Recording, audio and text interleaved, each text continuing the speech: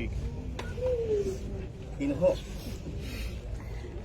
با همون نوشته های خود راه هزاران نفر شاگردان را کشادند، چشم هزاران نفر شاگردان را کشادند به راه بزرگ ژورنالیستیک.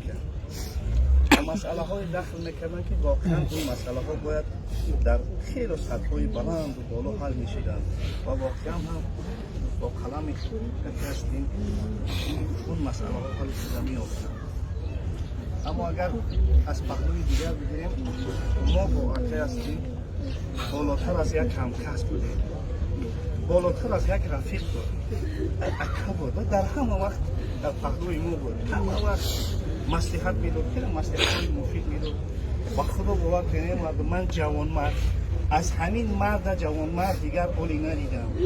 به نهایت جوان دستی جوان مردی داشت و گپی جوان مردی داشت. خداوند دوست می‌دارد آدمای یکرویه رود. اکثر این آدم یکرویه همه وقت یک گپ داشت و اون گپ فقط گپی حقیقت بود و این حقیقت بابایشون حضور می‌برد. الویدا الویدا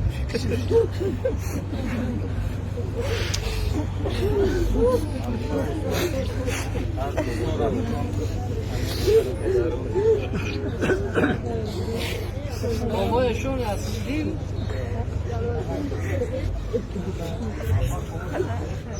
از قبار پیغمبر بودن. پیغمبرها را خدای تعالی با سخن فرستانده بود. با سخن از منافع کلا یک و یکشون را حفظ می‌کنه.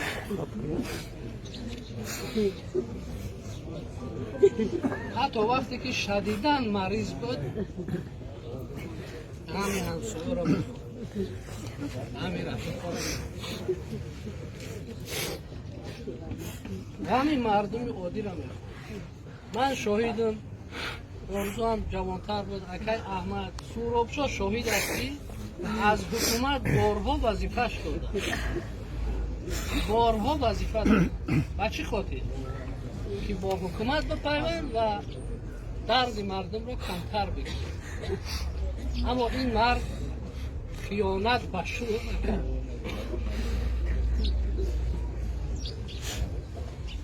نتوانست دلخواه منصب را بگیرد.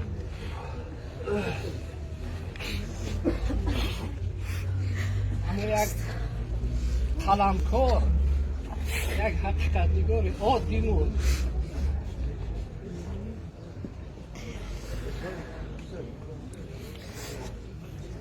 درباره جسارت، ناترسی و هویت مردی